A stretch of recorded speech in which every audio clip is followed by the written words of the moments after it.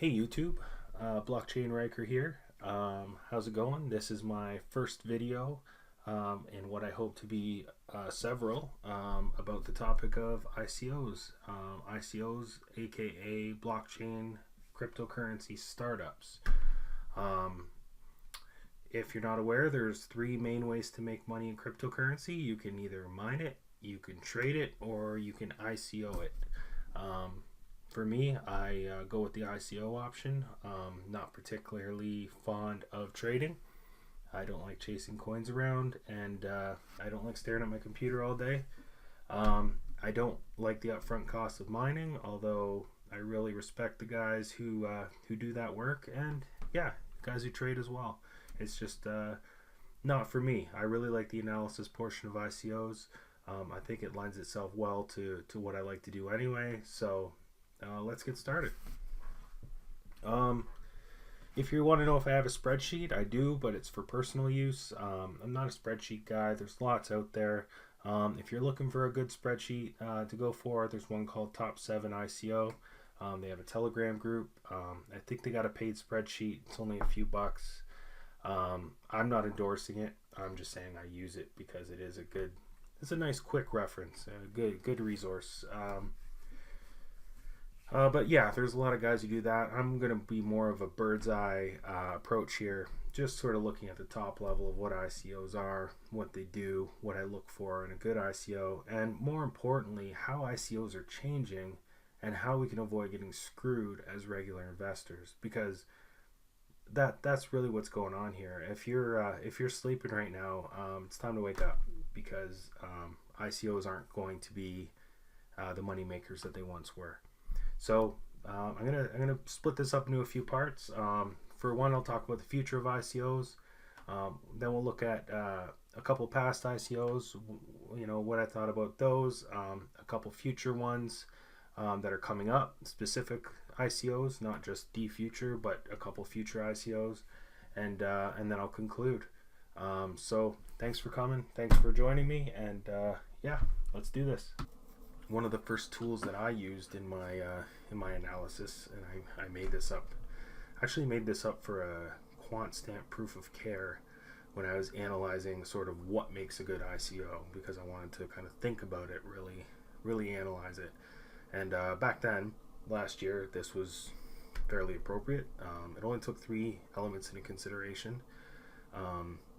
It's probably a little dated now, but this was passed around among groups that I saw anyway. I was happy to see my work get out there.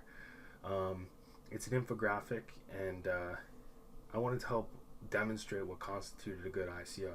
And if you follow the triangle all around, you get what I felt were the elements of a good ICO. A good ICO had to have a KYC, which must mean it had a whitelist, and it must have a contribution cap, which must mean it has a KYC. So I asked people to ask themselves, does your ICO that you're investing in follow the triangle? And my rationale for this was that a contribution cap kept the whales out. KYC made sure that they were accountable, and that they were willing to be scrutinized. And a whitelist meant that only a certain amount of people could get in, so there would be sufficient hype when it went onto an exchange that you could actually make your investment back. And that's all this was, and I call it the ICO triangle of success. And I still believe this applies. Things have gotten way more complicated, but I think at its very core, these elements do remain. But I had to go ahead and revise this a little bit, because this wasn't quite cutting it. So I created what I call the ICO whale proofing cheat sheet, and it takes everything into account in the triangle, but it also adds a minimal or vested presale bonus, which, as you know, is very important, because we can't have, just because you have KYC and a whitelist and contribution cap, doesn't mean you don't have a presale. And all ICOs now have a presale. It doesn't even matter if they're running a Dutch auction, they have a presale. It doesn't matter if they want to tell you, oh, we want utility tokens to be used by the users, they're going to have a presale, because they all want money. Doesn't matter. So you need minimal vested presale bonus, or you're going to get dumped on exchanges, and you also need a low market cap. And low market cap means that they're not selling $100 million worth of tokens. And I think the communities have actually done really good pushing back on those things, because nobody wants to get dumped on, and nobody wants another Bancor situation where you're just overpaying for the ICO and you never make your money back. So we've learned our lessons from those. We're demanding this as a community, and this is great, because this is what this webcast is about, is empowering users so that we can demand from these ICOs what we need as investors to be treated seriously and to make a return. So ICOs evolved, so too must the rules around investing, but this still isn't enough anymore. This was maybe enough 3 months ago, but 3 months is a lifetime in crypto. So what's happening? Well, because of the popularity of ICOs, people thought they hit a gold mine. I know I did. I was getting 5 to 10x returns last year on ICOs. I kept going with Kyber Network, and then I kept going with Wabi, and I was like, oh my God, who, why am I getting all of these great investment opportunities? Well, it turns out other people wanted in as well, and they are getting in now. Finally, they're late to the party, by the way, but they have something that I don't, which is lots and lots of money. So even though they're late to the party, they're going to push ahead of me, and that's exactly what they're doing right now via presale pools. So this presents a challenge. These guys are starting to show up, and the old school, the old hands in the space, the OG crypto guys, they're banding together in pools, because they need money to compete with institutional investing. And what they have that institutional investors don't is more knowledge. They have more knowledge, better network, but what they don't have is the big money that they need to compete. So they're banding together to get ahead of the investors that are coming into this space. So they're getting ahead. Investors are coming in. ICOs are selling strictly to those people, and who's left? Well, we don't matter. So I want to talk about that, because it's important. Hey guys, I want to show you a clip from Oh Hey Matty's most recent stand-up that he did on YouTube. Really love Oh Hey Matty, love what he has to say, listen to him all the time. So I think this is really relevant to what we're talking about today.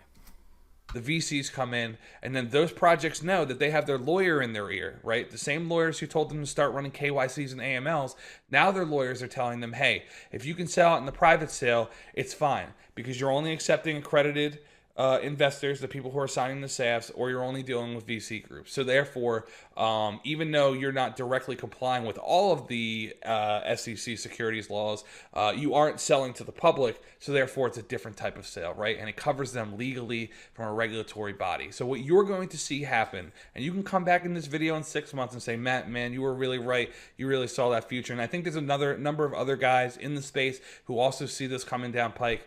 What you're going to see now, and what you're already seeing now, is that everyone's going to continue to keep running public sales for probably the next 3 to 6 months, right?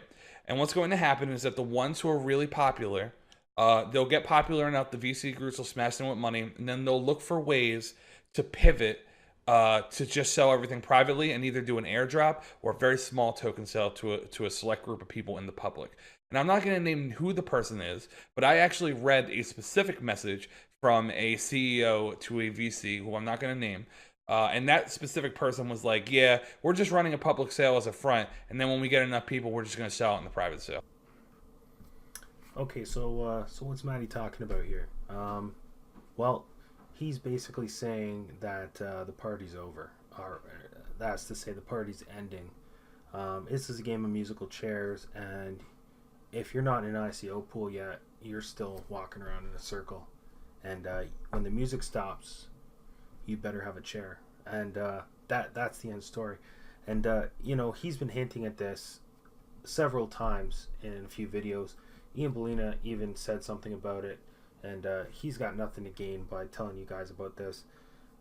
But this is the reality. You need to get into these groups to compete with the institutional money that's coming, to compete with the groups, the pools that already exist, and you need to get in quick, because if you don't, in 2 or 3 months, the ship's gonna sail. So, what's Maddie talking about? Well, I've identified. He identified two of these, but three different ways that an ICO can pivot on your head once building the network effect or audience that they want. Because you got to remember, these ICOs need us. We are the intended bag holders. Without us, there's no volume. Without volume, there's no private presale. Without any private presale, there's no money. You know, the reason I'm so indignant about this is because we are a very critical cog in the machine to make this thing go. You know, there's no market without the unwashed masses. That's us. So, you know, I really want to look out for us. Sorry, getting off track, ranting a little bit here, but three different ways. You got your airdrop, as Maddie mentioned, Refereum, Gems, Exum Chain. Just three recent examples of several. I could probably name 20 that pivoted into an airdrop, and they did this because, like Maddie said, VC money they smashed them with VC money, and they said, "Oh crap, we've built these huge communities, and we've promised people these investment opportunities. We got to give them something, and also we can't have them hate us, or you know, nobody's happy. So we're gonna try and cut that line. Microcap, WePower, 0.2 ETH, B token, 0.2 ETH, Bluezell, to their credit, almost 0.7 ETH. They didn't have to do that. They could have, yeah. Bluezell, I'll give them credit, even though it was a low cap, and I'm sure nobody was truly happy. The best compromises are when nobody's happy, and even though nobody was happy, at least they tried to cut it closer to the community than other token sales have. So props to them for taking a little bit of risk. You know, my expectations are lowered. I'm kind of beaten up here, so you know, I'll take just about anything. Pre-sale only. These are ones that I can generally get into just by being an early adopter, getting into the communities early, signing up for all the whitelists. These are ones where you can still luck out. Apex is a good example. Great project. Yeah, honestly, recently, since maybe Wabi, probably my favorite in terms of how they've conducted themselves. Hack aside, because they did have somebody get into their portal during the crowd sale. Of course, they remedied that, but yeah, really impressed with how they've conducted themselves. Insight, Zero Chain, again, list is on and on and on and on. Nobody's holding a crowd sale anymore, and the reason is because not only can a good project not get to the crowd sale, but as an investor, you don't want an ICO that goes to crowd sale. It's a sign that it's not very popular, and lack of popularity is the death knell in crypto. So, I mean, as sad as it is, you know, if it's going to crowd sale, if it gets to that point, it's probably not a good sign. There are exceptions. Great projects can run a Dutch auction, and Dutch auction requires a crowd sale. So, you know, maybe those can work out. You know, there's some sleepers that only start to really come into full effect when you start, oh wow, you know, and it gets to the crowd sale stage. So, not saying there's no projects, but very few. And another thing Maddie touched on is that people are going to look for higher risk investments as these opportunities start evaporating. And that's true. Man, imagine you're coming into the ICO space. You're new. You don't know where to look. You don't know who to talk to. You're getting pinged all over the place by different projects who want your money. And, you know, wow, this is great. This is the ICOs that I was promised. You start giving money. Oh, they're all bad. Every single one of them, 100%. And I think this is what the SEC is trying to protect from. As someone who's entrenched in this space, it's ridiculous to me to protect me from this, because I know exactly what I'm looking for in a scam. I think most of the people I associate with, like, you know, scams ping off you like ping pong balls. You don't even feel them after a while. So for them to say that they're trying to protect me, man, you can't touch me. I've made my investment back 10x over, more than that. You know, you can't hurt my initial capital anymore. So if you're protecting me, protect me the next time I get drunk and go to the casino and try to take out a few grand from the bank machine, because that I could use maybe some protection from. But me sitting down and researching an ICO for a week, and making the very deliberate decision to invest in it, I don't need anybody's help with that. I don't need $1 million either. I don't need to prove to you that I have a ton of money in order for me to be a savvy investor. I just don't. There's no logic behind it. There's no yeah, it's bullshit. The only thing that does is it ensures that people who don't have a certain threshold of money don't get exposed to the best opportunities and don't get exposed to the best risk. And if anyone wants to tell me different, I'll have it out with you. Hey, so don't take my word for it. Here's another quick clip from Oka. Oh, hey, Maddie. It touches on what we just talked about. And I think eventually lawmakers and then we'll sit down and have some sort of comprehensive regulation. And I'll tell you right now that regulation, though I welcome it and I can't wait to see what it looks like, it's not going to be good for the average consumer. In fact, everything moving forward for the average investor, that probably includes you, is going to be terrible for you. We already saw it play out in the IPO space. We saw it play out in the late 90s, early 2000s. Everyone, including the shoeshine boys and their taxi drivers, were making money. And then the regulatory hammer came down, and then everything went private, and that's where they created the IPO and applied more securities regulations to it. And then everyone was kind of left out high to dry. Hey, so I'll just leave it at that for what we're talking about. But like I said, we need to really band together as a community. One thing that I'm really disappointed about is the amount of apathy that I'm experiencing, because I'm in here on these Telegram groups early in these projects saying, hey, please don't airdrop on us. Hey, please don't microcap us. Cut your whitelist off early. Reward your early adopters, but make sure that the general community is cut in at the same time. And man, not many other people are doing this. I see people pissed off when the hammer falls and they get cut out of their investment opportunity, but nobody's sitting there holding these ICOs feet to the fire early on when they need this guidance. Man, I've had ICO CEOs PM me on Telegram saying, hey, how do you think we should structure our Telegram? You seem to have some idea of how this works. And I'm thinking to myself, holy crap, man, these guys, while they may be smart, while they may be experts, while they may be PhDs and educated, they have no idea how to run an ICO. In some cases, they have no idea when to cut their whitelist off. As we'll see here, because TheKey ran an entire crowd sale without having any fucking clue of how crowd sales work. It was embarrassing, and it was sad, and it was quite frankly weird, because their white paper and their partnerships and their team were all stellar, and then they just hit this ICO and they looked absolutely ridiculous. So that's all I'm going to say about that particular issue. But man, if we as a community don't stand up, those of us who care are going to get into these pre-sale groups, and the rest of you, you're going to be sitting, you're going to feel pretty stupid. If you don't start speaking up now, the community is going to get left behind, just like in the IPOs. And you already got people like Maddie, people like Ian Bellina, who have already waved goodbye. They don't need to give you information. They're already getting into all the best ICOs because they're already in great pools. They're already trusted. They're already getting kickbacks from some of these projects. They're already well connected to the point where they don't really need to share this information. So they're giving you a last warning. Speak up. As the community, take your share, because you get a share. You're a big part of this too. You get your share. Anyway, moving on. I promised you that I would give you an example of a couple ICOs. So here we go. Here's two examples, and I'm just comparing and contrasting here. I don't want to say one's good and one's bad, but I want to give you a good contrast of a past ICO that I liked, and one that has maybe some values that I wasn't quite crazy about. So looking at Apex, they've released tokens recently. I went through their crowd sale all the way from pre-sale to crowd sale. I'm quite familiar with it. Also TheKey, I tried to go through theirs as well. I had a vastly different experience, so I just want to share that with you today.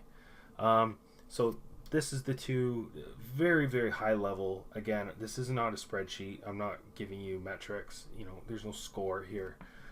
Apex used data disintermediation. just basically bringing companies to users for advertising. Other projects have done this as well. They're doing it. Both of these are on the Neo blockchain, by the way. For Apex, the whitelist process was clear, dates were well defined, caps were adhered to, and crowd sale was organized. I can tell you the entire time, it was pretty flawless. The price of Ethereum skyrocketed. Apex refunded pre-sales to meet their cap. Super pro move on their part. What happened is when the price of Ethereum rose, they get closer to the cap that they need to raise.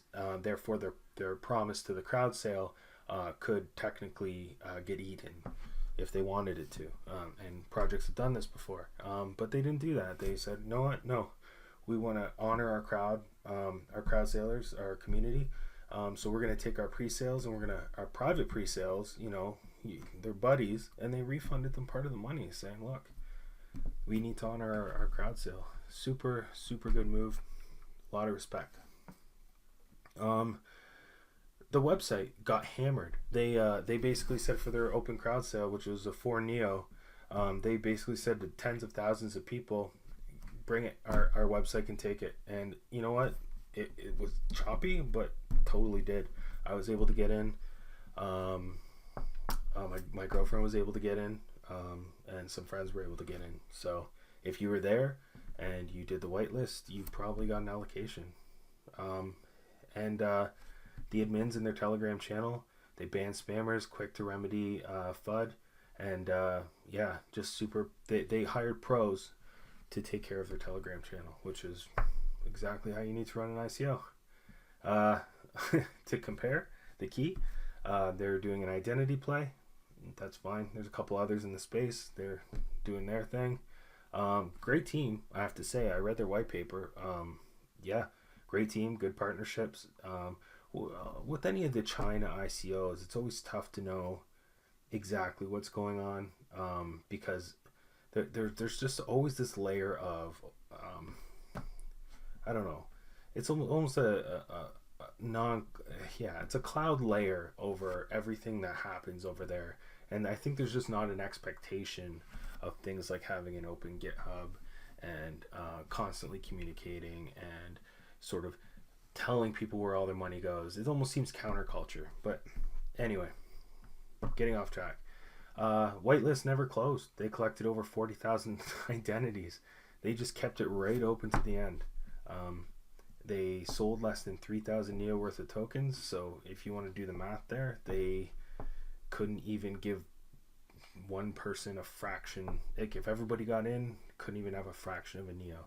They had no intention of honoring their whitelist, but apparently they were collecting passports for some reason. I have no idea why.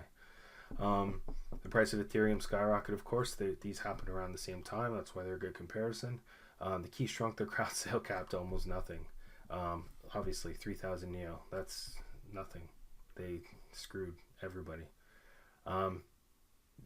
The ICO hit, or the contribution portion hit, and the website went down immediately. Couldn't handle a fraction of the amount of people who were interested. They knew how many people were interested because they had that many passports. But they're just like, whoa, what happened? We don't know. Like, ridiculous. And then they created this weird mailing list, which was going on while scams were going on at the same time. And they limped to the finish line, I don't know, 10 hours later. It was the most ridiculous, worst ICO I've ever seen. And on top of that, there was porn the whole time in Telegram. They couldn't even cap the porn. They didn't even know how to mute the channel. Basically, here's what I think. They had a pro team in China who wanted really nothing to do with the ICO other than get the money that they needed for their investment, for their VC. So they hired somebody who had no idea what they were doing to run the ICO, and all of that happened. So it's just a theory. I don't know. Like I said, in China, I have no idea how they run their operation because they don't really tell anybody anything. Certainly not Westerners. So anyway, moving on from that. I want to take you through a couple future ICOs, like ICOs that are currently happening or up and coming. One is called New Cipher KMS. It's an encryption privacy protocol that you can run different stuff on, identity layer, really anything. They're kind of more in the protocol phase of things than the app phase, which I think we definitely need robust protocols before we can build dApps onto the blockchain. They're building their whitelist based on early adoption. So if you got in early, you're interested in their project, they're gonna award you a spot. That's a pretty classy move. Kyber and 0x did it. Really great projects. Really good projects. So the distribution is given with respect to the community running nodes, so there won't be a micro cap, because if there's a micro cap, you won't have enough tokens to run a node. So that's kind of cool. They don't post a whole lot about the crowd sale, but they do post a lot about what they're doing as a team, which is super cool. They're always out seemingly at meetings and events and hosting partnerships and just really getting ready as a project, and even running their working product, their mainnet, getting ready for the public sale, which we saw with Icon and Wanchain and other top A-tier projects. And their pre-sale was figured out prior to building their community, which is so important. They didn't try to sell this in order to get interest so that they could sell it out in the pre-sale, which is really the whole problem here. We have projects selling out because they've built a Telegram with 50,000 people in it. Now they're like, oh, now pre-sales are now private investors are interested because we've built this huge community, so let's pivot and sell to those private investors.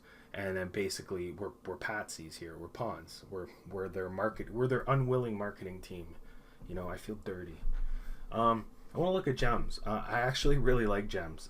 I was a super early supporter of Gems. First 100 in the channel. Talked to their CEO. Loved all their work that they did early. Loved their product. Really everything about them I was totally keen for.